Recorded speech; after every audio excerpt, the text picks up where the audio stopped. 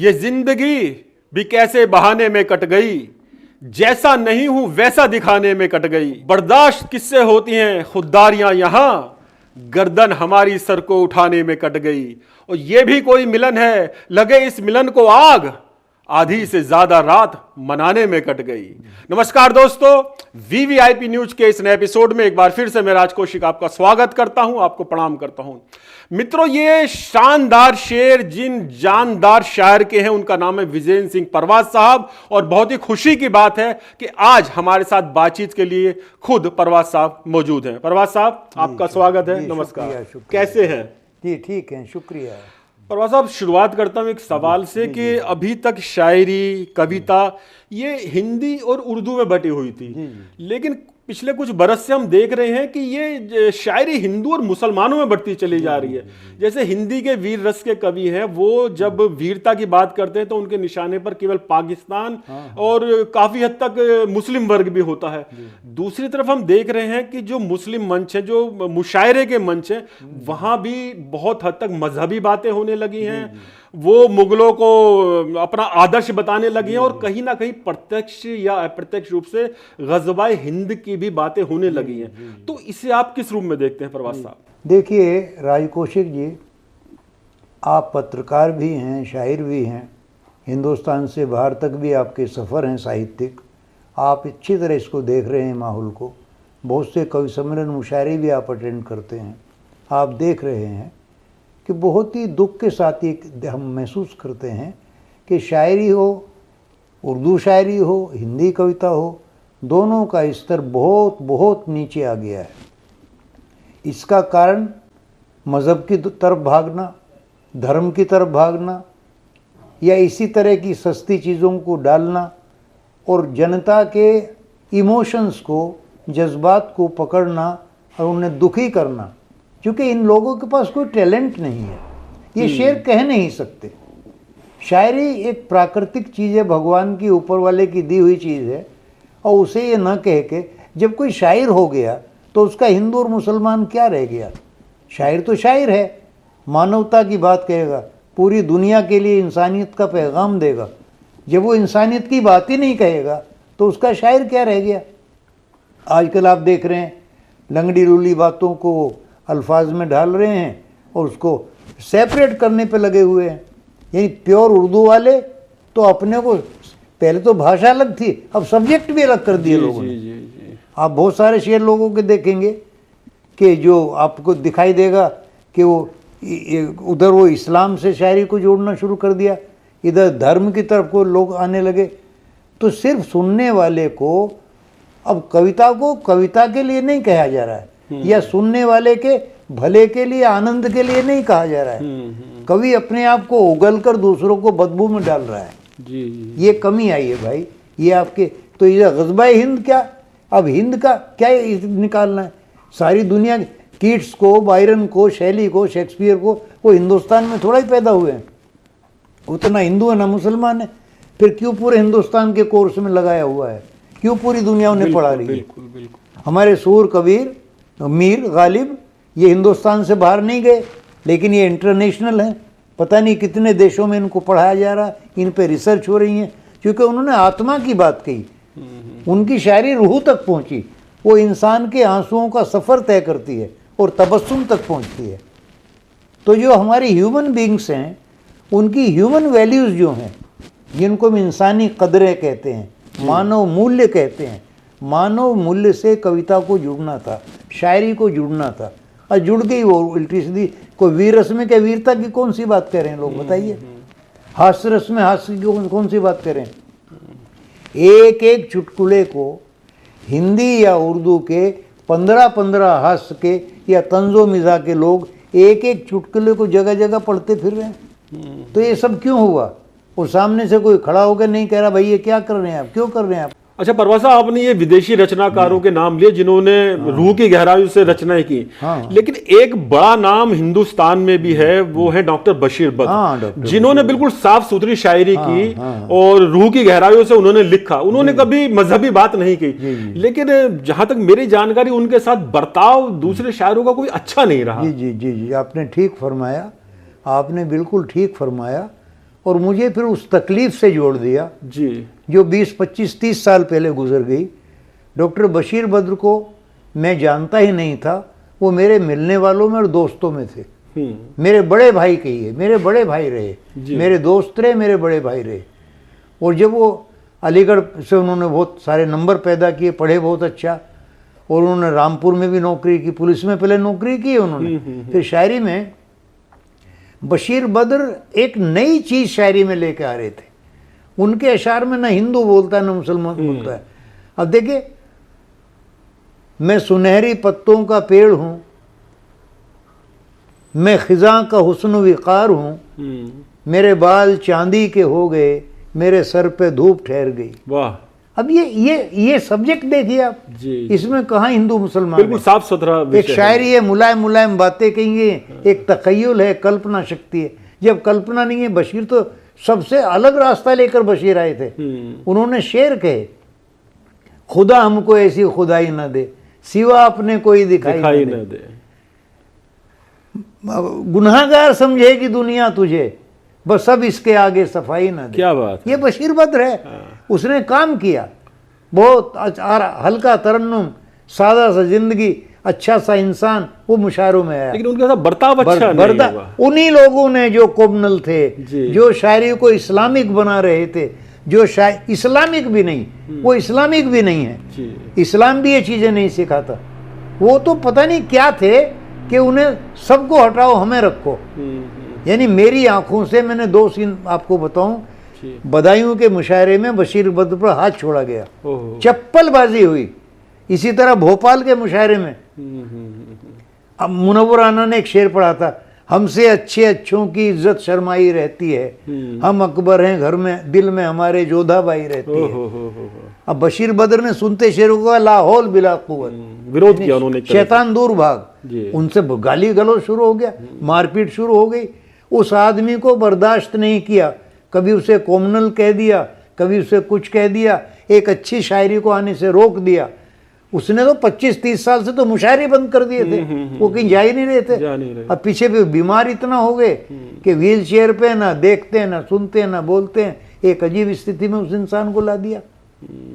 तो बताइए, इस तरह की बातें जब एक अच्छा कह, आज के पहले मुशायरों में अच्छा कहने वालों को बुलाया जाता था, सुना जाता था, तलाश की जाती थी, और बड़े बड़े शायर ना भी जाने कौन पढ़ रहा है, लेकिन अगर वो अच्छी बात कहता था उसको सुनते थे लोग।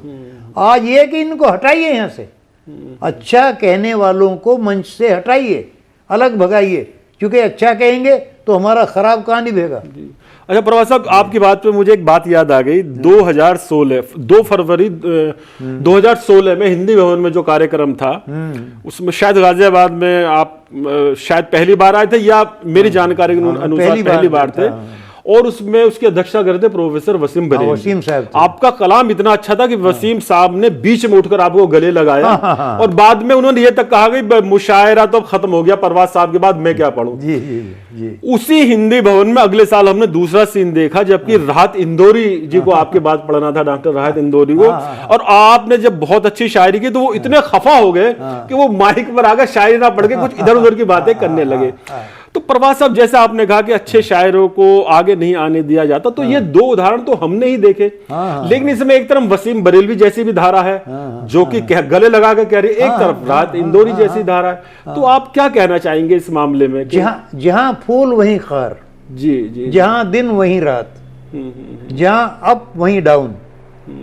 वसीम ने मुझे जब महसूस किया, सीने से लगाया, सर को चूमा, मुंह को चूमा, दाद दी, तो वसीम ने सिर्फ मेरी शायरी को अहमियत दी। जी। वो शेर को सुन रहे थे, अदब को सुन रहे थे। राहत ने जब महसूस किया तो उसने ये महसूस किया कि अब तू फेल हो जाएगा, ये जम गया, तू नहीं जमे। ये छोटी बात पे आ गए, वो मामूली बात पे आ गए। एक शेर मुझे याद आता है कि बात हक है तो फिर कबूल करो। क्या बात है? बात हक है तो फिर कबूल करो, ये ना देखो कि कौन कहता है। बहुत सुंदर बात, क्या बात। कोई भी अच्छी बात कह रहा है तो उसको आप सुनिए, उसे अहमियत, बात की अहमियत है, शेर की अहमियत है। नहीं, मैं तो बार बार आपने सुना होगा, मैंने बार बार कहा राहत भाई शेर सुनिए, राहत साहब शेर, राहत मियाँ शेर सुनिए। अब वो उन्हें भी व्यंग समझ रहे हैं, पता नहीं क्या। मैं कह रहा हूँ इन चीज़ों पे वो जाएंगे क्यों। अब फिर जिस शेर को उन्होंने कहा, जिस शेर को उन्होंने कहा कि आपका नहीं, उस सारे व्हाट्सएप पे बहस हो गई सारी दुनिया में। पर वो शेर सुनाइए, वो हाँ, वो शेर था झूठ मेरा। सच वाला था वो। दोपहर तक बिक गया बाजार में एक एक झूठ, हाँ, दोपहर तक बिक गया बाजार में एक एक झूठ, शाम तक बैठे रहे हम अपनी सच्चाई वाह लिए। वाह वाह। ये अनूप जलोटा ने गाई भी है जी गजल। जी जी। और ये शेर उन्होंने कहा साहब ये तो आपका नहीं है। क्यों कहा उन्होंने ऐसा? हाँ। सिर्फ इसलिए कि ऑडियंस को ये दिखाने के लिए कि उनकी अटेंशन उनकी तरफ डाइवर्ट हो जाए। जी जी जी। लेकिन ऐसा कैसे हो जाएगा? हम्म। तुमने आंधी को अगर कह भी दिया ठंडी हवा, इससे मौसम पे कोई फर्क नहीं क्या आएगा। बात है। तो वो शायरी मेरा शेर था, मेरी किताबों में पाया, लोगों ने उनको छापा, यूट्यूब पे बहस हुई, हिंदुस्तान भर के शायरों ने मेरा शेर बताया। जी जी। तो ये सब चीज़ें क्यों आई? फिर राहत ने खुद मुझसे मोबाइल पे, ये देखिए वहाँ कुछ है तो मोबाइल पे कुछ है। कुछ है। परवाह साहब मैं माफ़ी चाहता हूँ, बहुत बड़ा शेर आपने कहा है। फिर वो पड़ा हुआ था मुशायरा यूट्यूब पे, वो भी उन्होंने गायब करा दिया, वहाँ ही नहीं। तो ये सब चीज़ें क्यों होती हैं? इसलिए कि हम अच्छी बात को तस्लीम नहीं करते कि दूसरे ने क्यों कह दी। जी इस सिलसिले में राज कौशिक जी, मैं ज़रा सी बात आपको जी बताऊं। जी जी। पहले मुशायरे में अगर 15 शायर थे तो 12 शायर अपना शेर कहते थे, अपनी शायरी थी, एक दो कहीं से ले आता था। आज एक दो अपना कह रहे हैं, बाकी सब इधर उधर से ला रहे हैं। जी जी। तो जब वो इधर उधर से आएंगे तो उनकी अंतरात्मा से जब बात ही नहीं निकली है तो उसका प्रभाव ही क्या आना है? क्या आना है, ठीक बात। ये गड़बड़ है।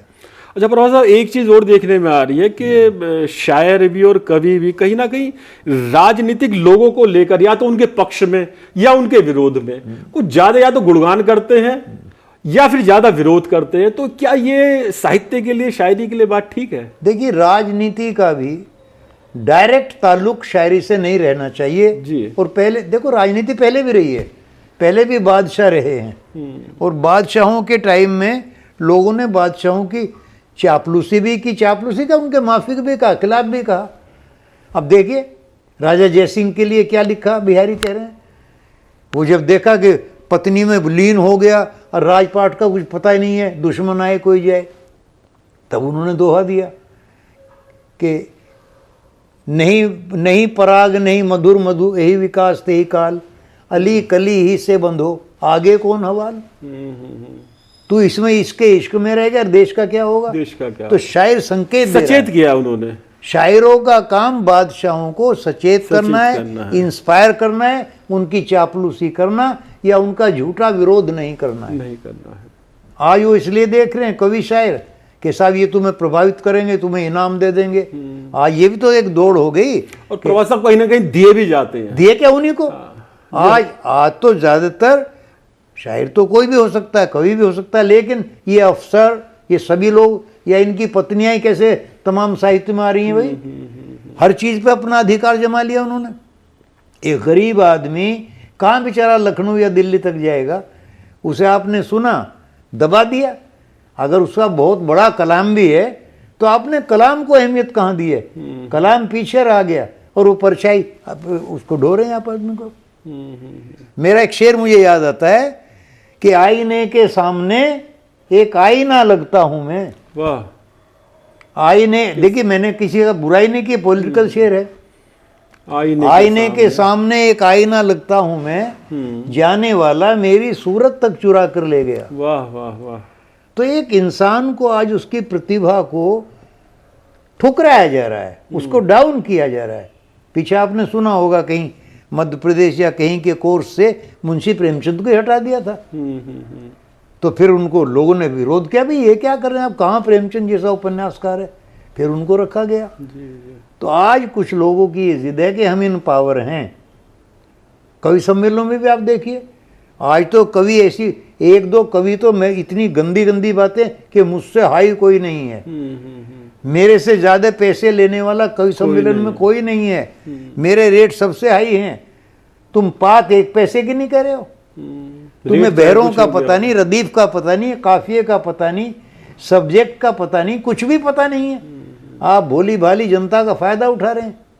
श्रोता का इकट्ठा हो जाना इस बात का सबूत नहीं है कि वो तमाम श्रोता शौकीन है। वो तो इसलिए भी आते हैं कि कुछ लोग तमाशा करते हैं वहाँ मंचों पे आके, वो शायरी नहीं करते, वो कविता नहीं करते। चलो मज़हब की बातें अच्छी तरह अगर कोई कहे, मैंने किताब उर्दू पे लिखी है, मेरी जो लास्ट वाली किताब दिल्ली से छपी है, मानव संसाधन मंत्रालय ने अंजुमन फ़रोग उर्दू ज़बान ने छापा है उसको, 400 पेज की किताब है, हज़रत मोहम्मद मुस्तफ़ा पे मैंने लिखी है और 225 नात है उसमें। तो मैं उसमें यही तो पैगाम दिया है कि मोहम्मद भी इंसानियत की बात कह रहे हैं। ये थोड़ा ही मैंने कहा कि सब हिंदुओं को मार दो, मुसलमानों को ये कर दो, उसे वो कर दो और सबका ये कर दो, ऐसा नहीं है। मतलब अच्छे जो बातें मजहब की वो आगे नहीं लाई जाती ज्यादातर। जो भी पैगंबर जमीन पर आया है वो कोई ना कोई अच्छा ही उपदेश लेके आया है, उस अच्छाई को तो हम उठाते नहीं हैं। तो यह बड़ी गड़बड़ है कि ये अपने आप को जो आप लीन ही नहीं है, आप फन में ही नहीं है, तो फिर कहाँ से आप कहेंगे। अच्छा परवाज़ साहब, आपने जैसे मंचों की स्थिति की बात की और आप भी लगभग 6-7 दशक से मंचों पर हैं और स्थिति तो खराब हो ही रही है। बहुत तो इसमें सुधार की क्या संभावना है? कौन इसके लिए जिम्मेदार है? जिम्मेदार भी कहीं ना कहीं रचनाकार। सुधार कैसे हो सकता है? देखिए, जो भी इनके संयोजक हैं जी, जो भी इन प्रोग्रामों को कराने वाले लोग हैं, उन्हें जिम्मेदार बनना पड़ेगा। 80% जिम्मेदार तो बात यहाँ सुधर जाएगी जब उस तरह के लोगों को बुलाया नहीं जाएगा। हालांकि आज के घटिया शायर कवि अप्रोचफुल हैं, उन्हें अपना नाम रखवाना आता है, वो संयोजक बनना जानते हैं और एक एक आदमी को ठेका दे दिया जाता है, भाई तू ही बुला ले जिसे बुलाना है। पहली सफ में आपने देखा हमारी बेटियां बहनें आती हैं, पहली सफ में बैठ गई, चाहे उन्हें कुछ आए या ना आए, बाकी पुराने दुराने सब पीछे चले गए। अखबार वाले आए, शुरू में 2-3 का लिखा के चले गए, जो अच्छी शायरी वाले वो नहीं छपे, वो रह जाते हैं, वो छपे नहीं। तो लोगों तक पैगाम क्या गया? उन्हीं का गया जो आगे बैठ गए, पढ़ गए।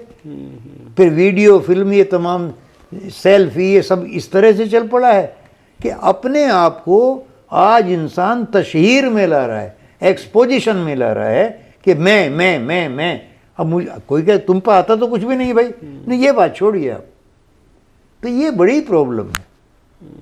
पहले शायर अच्छा शेर कहता था, लोग दाद देते थे, तारीफ होती थी उसकी। जी हाँ। अच्छा परवाज़ साहब, मैं एक दार्शनिक सवाल आपसे करूं उससे पहले मैं आपके वो कुछ शेर सुनना चाहता हूं जो आपने कार में बैठा हुआ पैदल सफर, वो आपके बड़े मशहूर शेर है, वो गजल सुनाइए, क्या है वो? हाँ देखिए, यूं भी रुसवा मुझको इस दुनिया का डर करता रहा। मैंने पहले भी कहा, मैं गजल पढ़ते हो तुझे एक्सप्लेन नहीं करता जी, लेकिन ये समाज की उत्पत्ति भैसे है। आदमी जंगल में पेड़ पे रहने लगा, फिर देखा ये भी जानवर नीचे भी है, वो गांव बसा लिए, बस्तियां बसाई, कबीले हो गए। तो मैंने यूं भी रुसवा मुझको इस दुनिया का डर करता रहा, जहन से निकला तो मेरे दिल में घर करता रहा। जहन से निकला तो मेरे दिल में घर करता रहा, जब अमीरी में मुझे गुर्बत के दिन याद आ गए। वाह। जब अमीरी में मुझे गुर्बत के दिन याद आ गए, कार में बैठा हुआ पैदल सफर करता। क्या बात, क्या बात। कार में बैठा हुआ पैदल सफर करता रहा। और देखिए, जिसे हम समाज कहते हैं, सामाजिक चीज को भी आप लाइए शायरी में, लेकिन शायरी के मेयार में लाइए, शायरी के मिजाज में लाइए, गज़ल के मिजाज में लाइए, आप कुछ भी ले आइए, गज़ल के मिजाज में लाइए। मैंने कहा पैदल सफ़र करता रहा, कहा एक खजाना खाक में यूं भी छुपा रह जाएगा। वाह। एक खजाना खाक में यूं भी छुपा रह जाएगा, मैं गुजर जाऊंगा मेरा नक्शे पा रह जाएगा। वाह वाह वाह। मैं गुजर जाऊंगा मेरा नक्शे पा रह जाएगा।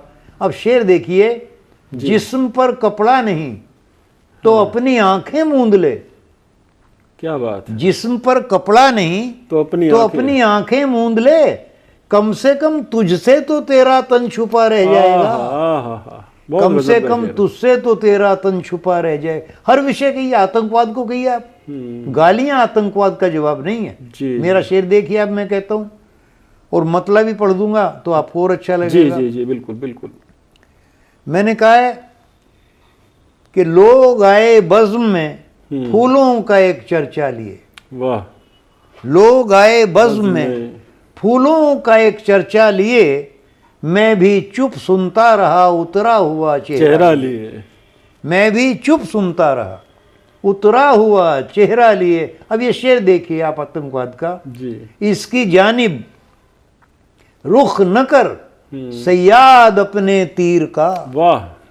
इसकी जानिब रुख न कर सयाद अपने तीर का, ये परिंदा उड़ रहा है चोंच में तिनका लिए। वाह वाह वाह वाह। ये तो अपना घर बनाएगा बेचारा, इसे क्यों मार रहे हो भाई? क्यों मार रहे हो? सुबह उठ के आदमी अपने काम पे जाता है और उसको मार रहे हैं रास्तों में। जी। ये परिंदा उड़ रहा है चोंच में तिनका लिए। और एक अजीब सा शेर देखिए, याद आया है मुझे फलदार पेड़ों का नसीब। वाह। याद आया है मुझे फलदार पेड़ों का नसीब, जब किसी औरत को देखा गोद में बच्चा लिए। वाह वाह वाह। जब किसी औरत को देखा गोद में बच्चा लिए। और बहुत ख़ास तरीके से मैं श्रोताओं के सबके लिए एक शेर आपको सुनाऊं। जी। इस तरह के शेर बहुत कम है अदब में, कि रात भर के ख्वाब मैंने दे दिए हैं भीख में। क्या बात है, बहुत अच्छा मिसरा है। रात भर के ख्वाब मैंने दे दिए हैं भीख में, सुबह आई हाथ में सूरज का जब कासा लिए। हाँ, बहुत अच्छा, बिल्कुल नया ख्याल। सुबह आई हाथ में सूरज का जब कासा लिए, रात भर के ख्वाब मैंने दे दिए हैं भीख में। तो प्रवास साहब, वो मेरा सवाल बहुत छोटा सा सवाल है। जी जी। आपकी नज़र में शायरी क्या है? देखिए, शायरी अंतर आत्मा से निकली हुई उस आवाज़ का नाम है जहाँ ना कोई द्वेष है, ना ईर्ष्या है, ना राग है, कोई डिफरेंस नहीं है, कोई भी अलग फैलने वाली बात नहीं है, सिर्फ एक इंसान की अंतरात्मा से निकला हुआ पैगाम है। जी जी। अब प्रवास साहब, इसमें एक सवाल ये आता है, आप अनुभव के आधार पर आप बता सकते हैं जी। ज्यादातर वो लोग वो हैं जिनके अंतर मन से कोई आवाज ही नहीं निकल रही, लेकिन मंच पर खड़े दिखाई देते हैं। वो मालिक तो हो उनकी गए ना। क्या मजबूरी है ऐसी? मंच की पहले आज तो कवि सम्मेलन में तो पैसा हो गया, आज कवि सम्मेलन मुशायरे महंगे भी हो गए, शायर बाकायदा कहने लगे मैं ये लूंगा, उन्हें कराने वाले भी पैसा खाने लगे, चंदा मिलने लगा। मुझे याद है मेरठ में कवि थे भारत भूषण जी। और एक शायर थे हफीज मेरठी। सिर्फ नौचंदी का एक वहाँ मेले पे मुशायरा होता था, कवि सम्मेलन। भारत भूषण जी ने सिर्फ एक कवि सम्मेलन कराया था और 600 रुपये उन्हें घट गए थे जो उन्होंने अपनी नौकरी से पूरे करे। वो टीचर थे। इस हफीज़ मेरठी साहब एक मुशायरा कराया था इमरजेंसी के बाद, उसमें पैसे घटे उन्हें 1700 रुपये घटे। और साहब किसी तरह हम लोगों ने कर करा के वो मामला नहीं मिटवाया, क्योंकि हफीज़ साहब तो खाली थे, कुछ था ही नहीं उनके यहाँ, क्लर्क थे बेचारे। तो पहले लोगों की हालत ये थी। आज कवि सम्मेलन कराने वाला इसलिए करा रहा है कि पैसा खा, शायर इसलिए जा रहा पैसा खा। एक के बराबर एक बड़े शायर वसीम साहब अगर कहीं जाएंगे वो 2 रुपये लेंगे तो 2 दिन शेर कहने वाला बच्चा भी कहता है इनके बराबरी मुझे चाहिए।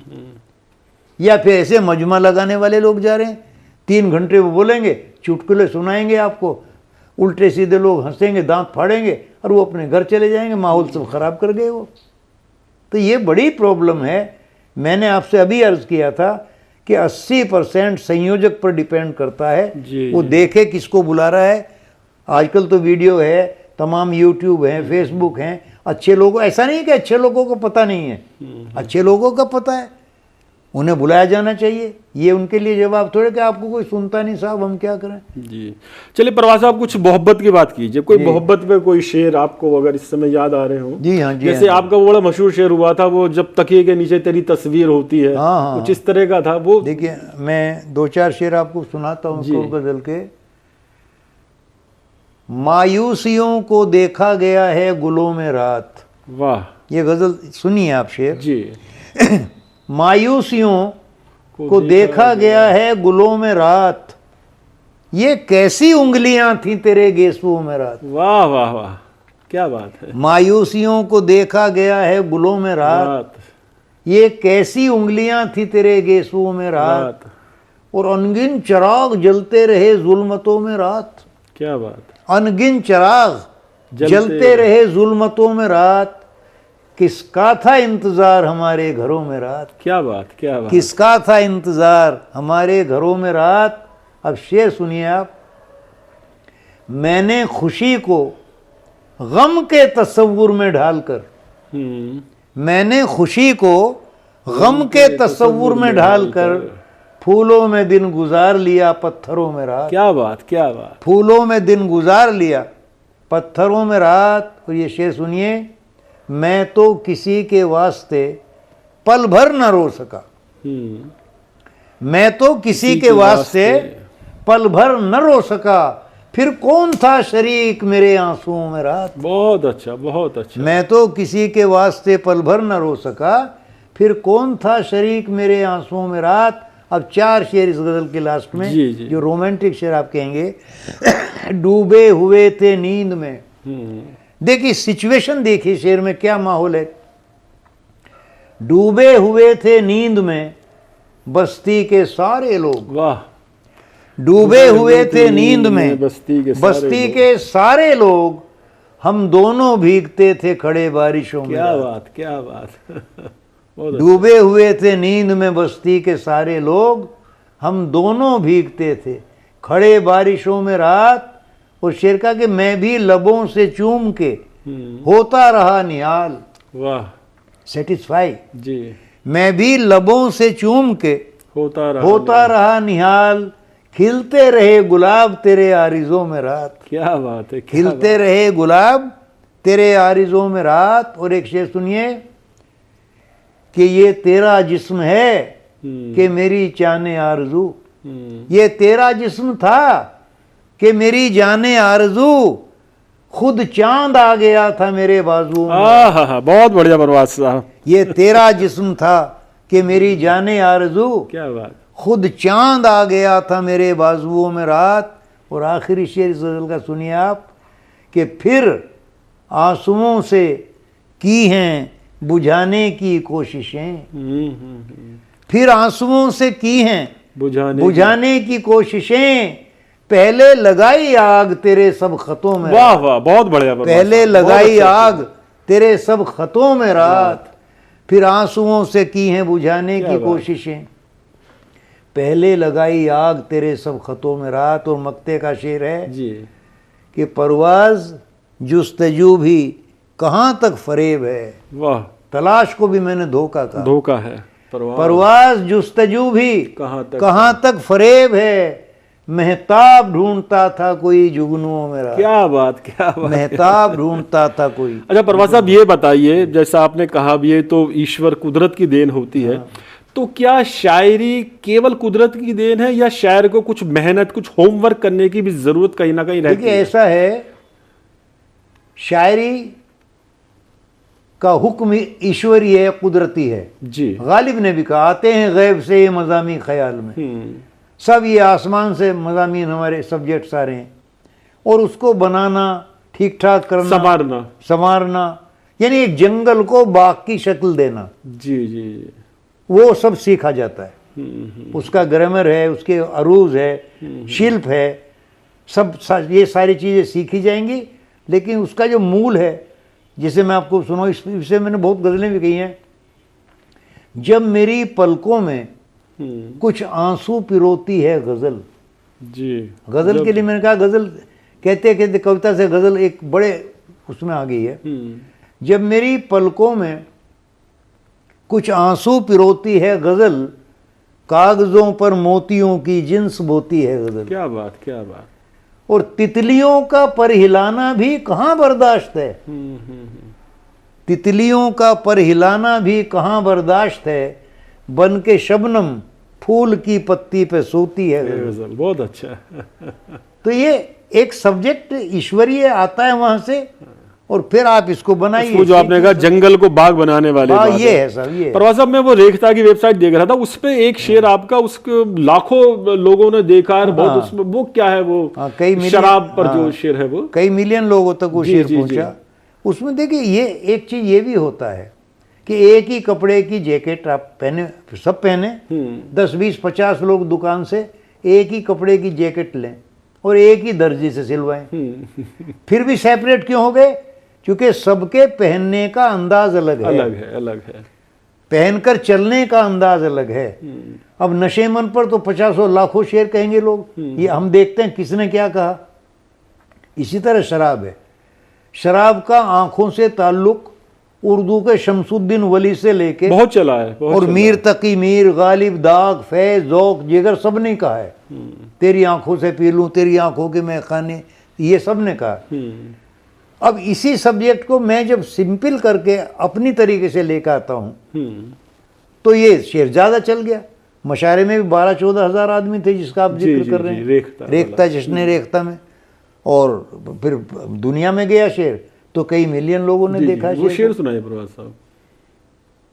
मुझे शराब पिलाई गई है आंखों से, वाह, मुझे शराब पिलाई गई है आंखों से, मेरा नशा तो हजारों बरस में उतरेगा। क्या बात। तो ये दिव्य दृष्टि हो गया। जी। ये मदिरा जो है, ये मदिरा पान जो है आंखों से उना नेत्रों के द्वारा लेना, और फिर हजारों सालों में नशे का उतरना क्या आध्यात्मिक भी हो गया, आध्यात्मिक हो गया, यानी फिजिकल से मेटाफिजिकल हो गया, भौतिक से भौतिकोत्तर हो गया, जिस्म से निकल के रूह का हो गया। प्रवासा, हम विदा लेने से पहले कुछ जो शेर आपको याद आ रहे हैं, 2-4 शेर। हाँ, 2-3 शेर में आपको, एक वो आपका आरती और अजान वाला शेर भी, वो भी बड़ा वायरल हो रहा है। अजान होने लगी, मैं ख्वाबों में भी उससे खुलकर, कुछ इस तरह का है ना। हमारे प्यार की जब रुत जवान होने लगी, चूंकि पके इश्क और मुश्क छुपाए नहीं छुपते। जी। हमारे प्यार की जब रुत जवान होने लगी, जमाने भर को खबर कानों कान होने लगी, मैं ख्वाब में भी उसे खुल के प्यार कर न सका। क्या बात है। कि शंख बजने लगा और अजान होने लगी। बहुत बढ़िया। तो मैं 2 शेर पढ़ के बंद करूं बात को। जी। और ये जो 2 शेर मैं पढ़ रहा हूं, यही शायरी में आना चाहिए। जी। कहता हूं, हर एक दिल का जिसे दुख दिखाई देता है, वाह, बहुत अच्छा। सबके लिए पीड़ित है, कोई कौम नहीं, कोई मजहब नहीं। हर एक दिल का जिसे दुख दिखाई देता है, उसे तो सारा जमाना बधाई देता है। क्या बात, बहुत सुंदर, बहुत सुंदर। उसे तो सारा जमाना बधाई देता है, कोई बुरा भी कहे तो जवाब क्या देना।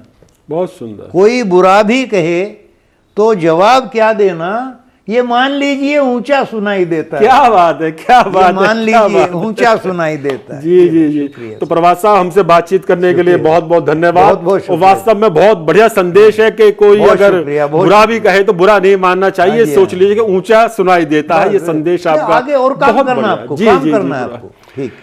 तो दोस्तों, आज के एपिसोड में इतना ही। ये एपिसोड आपको कैसा लगा अपने कमेंट जरूर लिखिएगा, और हाँ, सब्सक्राइब करना बिल्कुल ना भूलिएगा। VVIP news. नमस्कार।